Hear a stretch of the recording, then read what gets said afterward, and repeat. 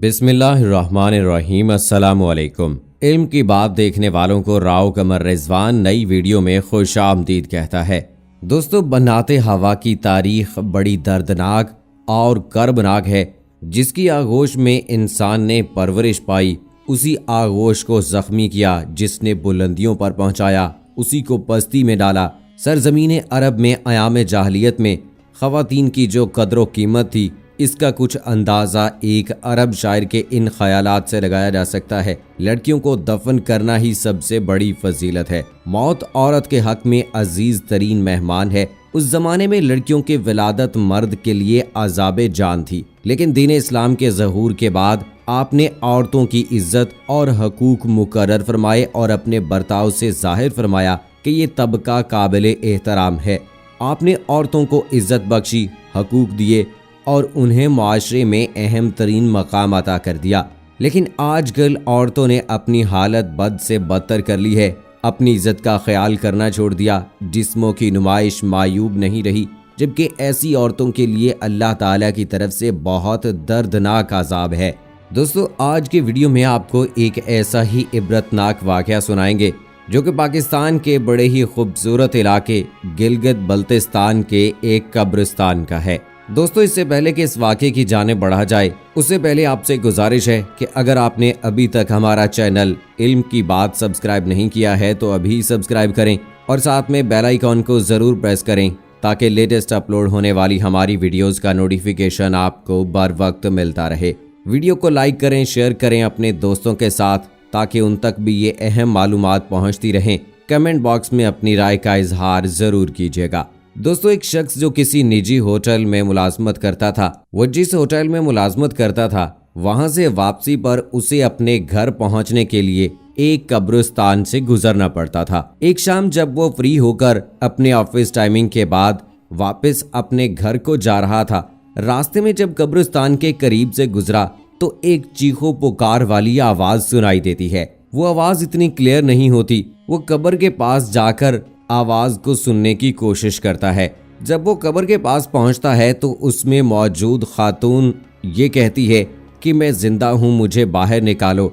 वो शख्स ये सब सुनकर, चीखो पुकार सुनकर डर जाता है और वहां से भाग निकलता है। लेकिन वो औरत कहती है कि मुझे बाहर निकालो, मैं आपको एक ऐसा सबक आमूज वाक़या बताने जा रही हूँ जो गलती मैंने की है ताकि आइंदा आने वाली नस्लें वो गलती कभी ना करें। लेकिन वो शख्स खौफ के मारे भागता हुआ अपने घर पहुंचा। अपने गली मोहल्ले में चंद एक बुजुर्गों को जमा किया और उनको सारा वाकया सुना दिया कि आज ऑफिस से वापसी पर होटल से जब वो वापस आ रहा था तो उसके साथ क्या वाकया पेश आया, किस तरह से औरत चीखो पुकार कर रही थी और कब्र से किस तरह से आवाज़ें आ रही थीं। तो वहाँ पर मौजूद बुजुर्गों ने उसे हौसला दिया और वो समझ गए कि असल में माजरा क्या है और उन्होंने कहा कि हम आपके साथ जो है वो कब्रिस्तान चलते हैं। वहाँ से 10-11 लोग जो है वो कब्रिस्तान की तरफ चल निकले और उस कब्र के पास जाकर देखा कि उसी तरह उस कब्र से चीखो पुकार की, चीखने चिल्लाने की आवाज़ें आ रही हैं। तो वहाँ पर जाकर उस शख्स ने कहा कि क्या मसला है, क्या प्रॉब्लम है, तुम क्यों चीख चिल्ला रही हो? तो उस औरत ने कहा कि मुझे बाहर निकालो, मैं कुछ ऐसी बातें बताना चाहती हूँ जो कि आइंदा आने वाली ख़वातीन के लिए बहुत ज़रूरी हैं और उम्मत मुसलमा में पैदा होने वाली तमाम ख़वातीन के लिए एक सबक आमूज़ कहानी है। जब गांव के बुज़ुर्गों ने कहा कि ठीक है, हम तुम्हें बाहर निकालते हैं, तो उस औरत ने कहा कि पहले मुझे कोई पुराने कपड़े ला कर दें। पुराने कपड़े हाजिर किए गए, जिनको पहनकर वो औरत बाहर निकली और वहाँ से फ़ौरन गांव की जानिब भाग निकली। वहाँ पर मौजूद लोग जो हैं वो भी उसके पीछे पीछे गांव की तरफ चल दिए। जब वो औरत अपने घर में पहुँचती है, घर में पहुँचकर दरवाज़ा बंद कर लेती है और अपने आप को एक चादर में लपेट लेती है। बाहर सारे सहन में लोग जमा होते हैं और उस औरत को बार बार कहते हैं कि आखिर माजरा क्या है, हमें भी बताएं। वो औरत बाहर आती है और आकर कहती है कि खुदारा गलत ना समझना, आज जो बातें मैं आपको बताने जा रही हूँ मेरी तमाम ख़वातीन से इल्तमास है कि उन पर ज़रूर अमल करना। आज मैं आपको कुछ ऐसी गलतियाँ बताने जा रही हूँ जिसकी वजह से आज मैं अज़ाब कब्र में मुब्तला हूँ और आज मुझे देखने के बाद تمام خواتین اس سبق کو اچھی طرح سے یاد کر لیں تاکہ اس دنیا میں کی جانے والی غلطی کی اگلے جہان میں کوئی سزا نہ ملے۔ اس عورت نے اپنے سر سے ہلکا سا دوپٹہ اٹھایا تو لوگ دیکھ کر حیران رہ گئے کہ اس کے سر پر نہ تو بال ہیں اور نہ ہی اس کے سر پر کوئی چمڑی وغیرہ ہے، صرف ہڈیاں ہی نظر آ رہی ہیں۔ سب یہ لوگ دیکھ کر پریشان ہو گئے اور پوچھنے لگے کہ آخر یہ ماجرا کیا ہے۔ تو اس خاتون نے کہا کہ میں جب اپنے گھر سے نکلتی تھی، بال سنوار کر نکلتی تھی، انہیں خوب چمکا کر گھر سے نکلتی تھی، لوگوں کے دکھاوے کے لیے گھر سے نکلتی تھی، غیر محرم دیکھیں اور میری تعریف کریں اور میرے زلفوں کے سحر میں مبتلا ہو جائیں۔ میں ایسا کرتی تھی، یہی وجہ ہے کہ آج میں اس عذاب میں مبتلا ہوں۔ ایسی پریشانی کے عالم میں لوگوں کی نظر اس کے ہونٹوں پر پڑی تو لوگوں نے کیا دیکھا کہ اس کے ہونٹ ہی نہیں ہیں، صرف اور صرف ہڈیاں نظر آ رہی ہیں۔ تو لوگوں نے پوچھا کہ تمہارے ہونٹ کہاں ہیں؟ تو اس عورت نے کہا کہ میں جب اپنے گھر سے نکلتی تھی تو اپنی خوبصورتی کے لیے غیر محرموں کے سامنے لپسٹک لگا کر جاتی تھی، بازاروں میں، گلیوں میں، تمام جگہوں پر اپنے چہرے کی نمائش کرتی تھی۔ آج مجھے اللہ نے اس عذاب میں مبتلا کر دیا ہے کہ میرے ہونٹ جو ہیں وہ مکمل طور پر ختم کر دیے ہیں، صرف اور صرف ہڈیاں باقی رہ گئی ہیں۔ باہر موجود لوگ دیکھ کر حیران اور پریشان رہ گئے۔ اتنے میں ان کی نظر اس کے پاؤں پر پڑی۔ کیا دیکھتے ہیں کہ اس کے پاؤں جو ہیں اس کی انگلیاں نہیں ہیں، نہ اس کے اوپر چمڑی باقی ہے۔ تو ان لوگوں پر ایک سکتہ طاری ہو گیا اور انہوں نے کہا کہ یہ کیا ماجرا ہے، تمہارے پاؤں کی انگلیاں بھی نہیں ہیں، ان پر کھال بھی نہیں ہے، یہ کیا ماجرا ہے؟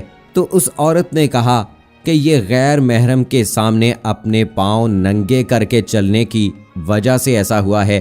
اللہ تعالیٰ نے مجھے عذاب میں مبتلا کر دیا ہے کہ جب میں اپنے گھر سے نکلتی تھی اپنے پاؤں کو، اپنے ٹخنوں کو ڈھانپ کر نہیں رکھتی تھی۔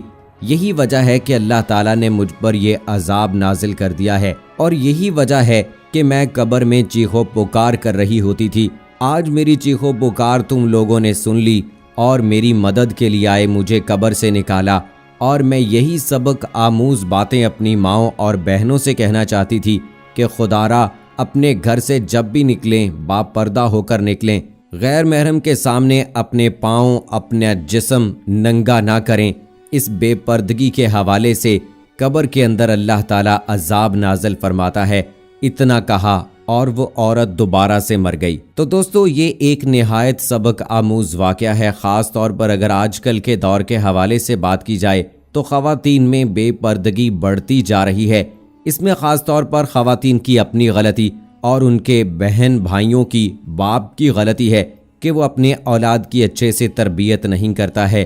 حقیقت بات ہے کہ جب ہم دین اسلام پر عمل نہیں کریں گے تو ہماری زندگی بھی اجیرن ہوگی اور ہماری آنے والی زندگی بھی تباہی کی طرف چلی جائے گی۔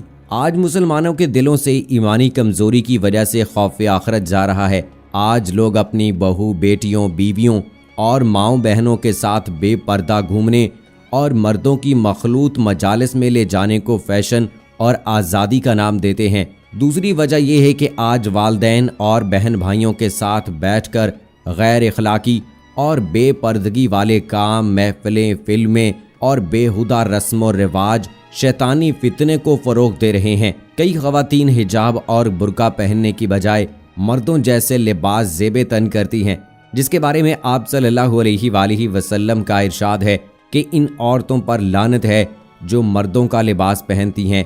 وہ ہم میں سے نہیں جو مردوں کی مشابہت کریں۔ لیکن پردے کے متعلق اللہ تعالیٰ نے سورہ نور میں فرمایا ہے کہ آپ صلی اللہ علیہ وآلہ وسلم عورتوں سے کہہ دیں کہ نگاہیں نیچی رکھیں۔